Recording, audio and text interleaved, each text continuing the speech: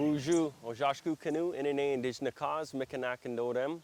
Hello everybody, my name is Dylan. I'm the communications coordinator for Mitiginaabe and Learning Science Through Land. This is episode number 2 of our web series, Mitiginaabe, and today we're joined by a knowledge holder named Bruce Schacht, and we're going to be discussing and kind of talking about our tree relatives here and the importance they have in not only our culture, spirituality, but also science in general. So stay tuned, and we're going to be learning about trees. Miigwech.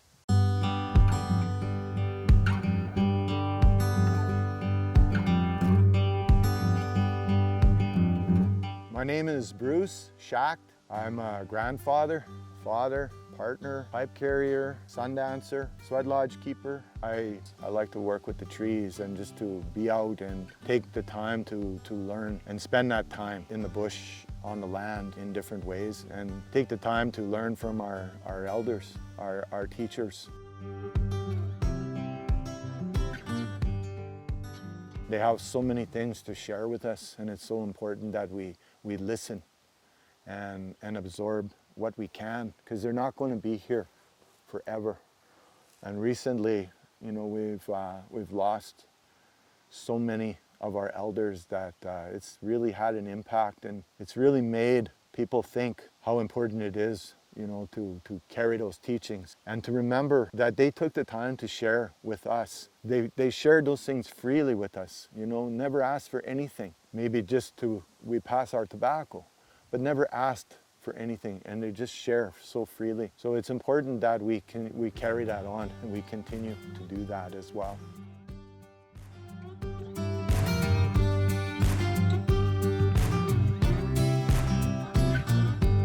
And they talk about how that bark protects the tree from something that would otherwise harm it. And they say that us as human beings, we have that in a spiritual way. You could think of it like spiritual bark. And that's what those teachings connect to. Because when you think about and talk about, for example, the 7 teachings, those teachings guide us. How do we navigate life? They give us the tools to be able to navigate the life that we walk through. But in particular, if you do things in a negative way, instead of kindness, you're mean to somebody or you're cruel to somebody, you create holes, they say, in that spiritual bark, in that protection that we have. Some call it a shield. And when we act and behave in a real negative way, that those teachings of that bark talk about that. And they say when we do those things, we create holes, and that's what opens the door for that negative to come in and take hold. We do that stuff even more, and we feed that negativity, and it becomes strong within us. But that bark and those teachings together is our guide and our protection. We do things in a good way. We don't create those holes. We go in the lodge, we clean out that negative, and we look after ourselves and find that balance. And it's through the teachings of these trees, these plants, through the teachings of the elders, through the medicines that we use and the ceremonies that look after us. These trees remind us about and talk about anytime we're amongst them and look at and think about that bark and what that bark and what that purpose is.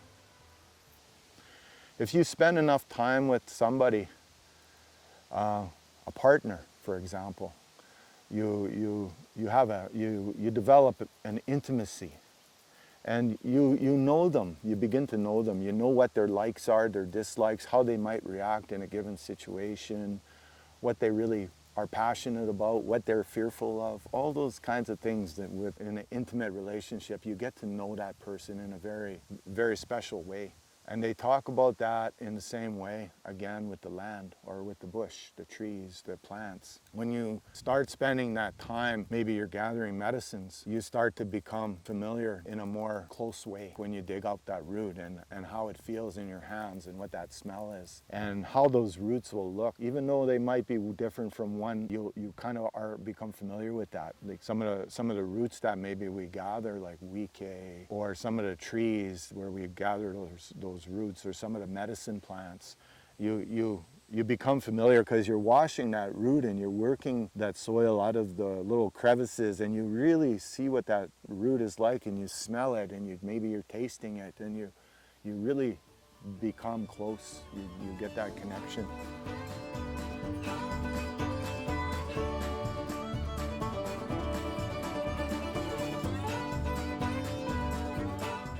I try to take my grandchildren out a lot to go and pick medicines and to gather medicines and to talk about the land. And that might go back to my name.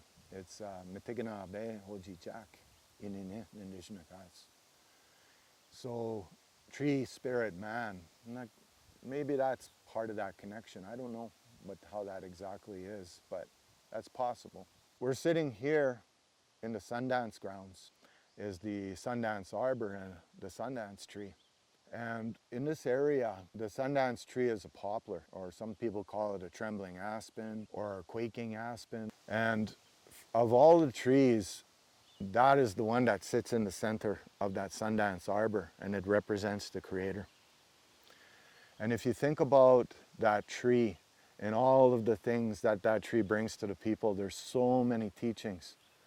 First of all, that tree's medicine. And right from the bark, sometimes the bark is placed to pull infection out. Like you take a piece of that smooth bark, that smooth side on the inside, and you put it over that cut where it's infected, it'll pull that infection out.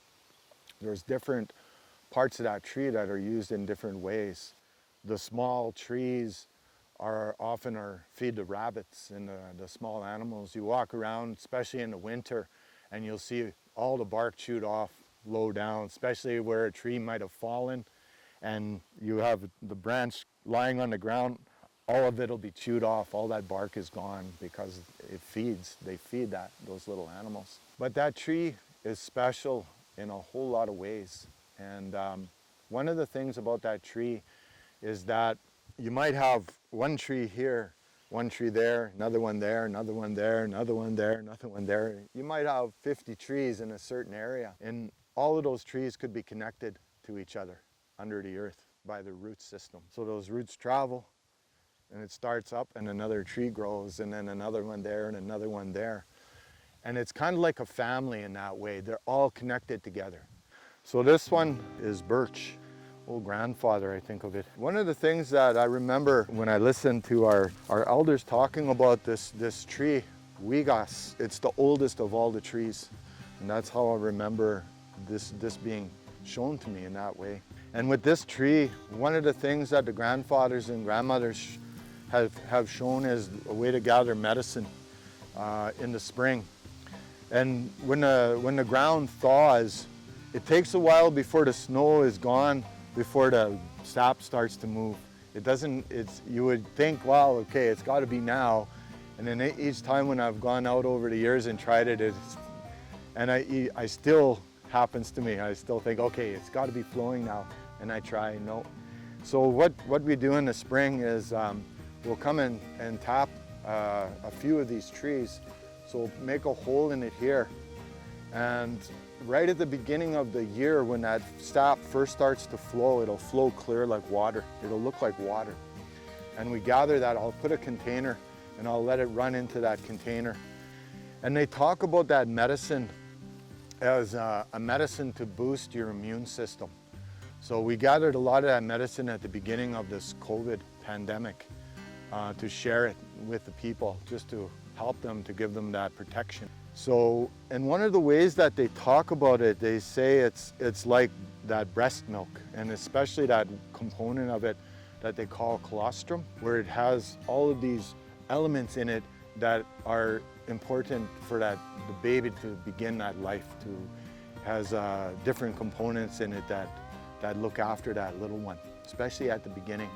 And they say that this medicine is kind of similar. It provides all the things to the people that we need to begin our year again in the spring. So that's the way that we use this medicine. And also the other way that this medicine is often used, well, I shouldn't say often, because this is something we don't share a lot. But we'll go and we'll look for, a lot of time these trees, when they're young, they'll grow in families. They don't often grow alone by themselves, but we go to look for that particular one that's by itself. And that medicine is for things like autoimmune diseases, like anything where the body's attacking the body and harming itself, where the body harms itself. There's an imbalance there that creates that. And that medicine, gathered in that very particular way, is for that, to bring balance back to the body so that the body doesn't attack itself. And it has a very kind of a special purpose in that way. And again, it's only the one that there's a certain size that we gather in a certain way. It's very particular the way that it's gathered and that it's collected. So that's one of the other ways that we work with this medicine. And of course that birch bark as well. We gather that birch bark and use it to light our sweat lodge and our ceremony fires often. But also in the spiritual way. This medicine, if you think about the spirit of this tree, this Wigas, the spirit is such that it'll look after us. So if you're in the sweat lodge and your spirit travels, that spirit of that tree will go with you and will guide you back. And if you even think back not that long ago when canoes were made, these trees would carry people, individuals, they would carry families and whole communities from one camp to the next camp. But in the same way, it carries the people in a spiritual way. It's a protection. That spirit of this tree looks after, goes with us, and takes care of us. And always to be thankful and to put our tobacco and to give our thanks to it. And that's why also we use this one, in particular in a sweat lodge as well. And it is for that reason that it looks after the people when they travel, especially when there's doctoring and things like that. We'll use that medicine or that spirit, we'll work with that spirit and ask for its help to look after us or look after the people that are doing that work. Most of the brush in here is beaked hazelnut with some others mixed in, like that tree there. That's a box elder. Yeah. Other people call it Manitoba maple. And then we have the oaks. Like there's quite a few right in this one spot. There's oaks in here. There's another Manitoba maple. There's oaks here. I noticed even the smaller, you can tell by that common name, quaking or trembling aspen. Yeah, here's that flat leaf, right? That flat stem. Oh. And it turns itself towards the sun, and it can photosynthesize on both sides, and so can the stem. So there is I know there is a specific name to that. Not sure, I think it's called a PTO, maybe? Okay. It's just scientific terminology, but I noticed on here actually, there's hazelnuts here, and have you ever noticed these before? Spit bugs? Oh no, I haven't seen that. So it looks, there's a bug in here, it looks like there's spit on there. Yeah. But actually there's an insect that's, well, doing work in there somehow, whether he's using it as a home or food. But I just found that kind of fascinating. And you'll see this in all types of plants, grasses, flowers. And how blessed we are with all of the so many things that we're given by the Creator, by the grandfathers and the grandmothers, how we're looked after with love, with care. And you know, we begin our prayer with that love. And then from there, everything goes out from that. All of the people that you think of, you take the time to pray for them, the ones that are struggling. You take the time to pray for the land, for the water, for the trees, for the air. Give our thank yous for those four sacred elements, earth, water, wind, and fire that create us, but also all life. It's within our ceremonies too, those elements. So all of these things are a part of our life, and the more that we take, the more time we take to connect, the more familiar we are with that life around us and the less isolated we are, the more we begin to be a part of. And we have a place, we have a purpose, we have a meaning. And that's so important for the young people right now, because there's so many struggles right now, especially with, you know, alcohol, drugs, and loneliness at this time of COVID and isolation. People are really struggling. So it's a good time to remind people and to, you know, invite people to come and spend time and go and gather medicines. And the work that you're doing is so very important. You know, there's medicines that we use that are made up of 7 trees. There's medicines that we use that are made up of the berry trees. You know, and we go and gather those medicines. at particular times in the year to help the people, to help people. You know, and the more that we go, spend that time, the more familiar we become.